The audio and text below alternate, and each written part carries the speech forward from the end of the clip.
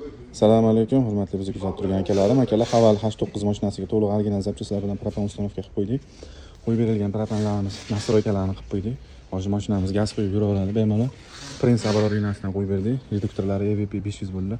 Original o'zini shlenlari bilan farsumkalarga kirishgan tagida qoldi. Kyuxin yaponskiy farsumka bo'ldi. Ключатrini ham akkuratniy qilib kashitga joylashtirib qo'ydik akalar. Ключатrini bitta knopka bilan gazga o'tadi, bitta knopka bilan benzinga o'tadi. Mashinamiz hali yangi 26700 yuribdi endi. Akamiz endi maza qilib propanda harakatlanadilar. Xo'p, benzinda 100 ga 20 ta rasxod qilar ekan, endi akamiz 100 litrga 100 kilometrga faqat 700 gram benzin rasxod qiladilar. Qolgan hammasi 95% gazda bo'ladi. Zapaskalarni ham mana yerga joylashtirib berdik, akkuratniy bo'ladi, o'zini joylaydigan joyi. Arqalari ham zavodchika o'zini joyida qolyapti, hamma narsasi.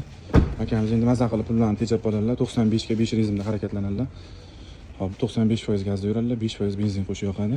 Qo'yib bergan zapchastlarimizga 3 yil garantiya beriladi, yoki bo'lmasa 100 ming kilometr garantiya beriladi. Nastroykalarni to'liq qilib bo'ldik. Bemalol gaz qilib quyib yursalar bo'laveradi endi. Shunaqa Haval mashinalaring bo'lsa, aka toptirmay o'zimizga aloqaga chiqsalaring, original zapchastlar bilan 100% garantiya berib, gaz ustanovka qilib beramiz akalar.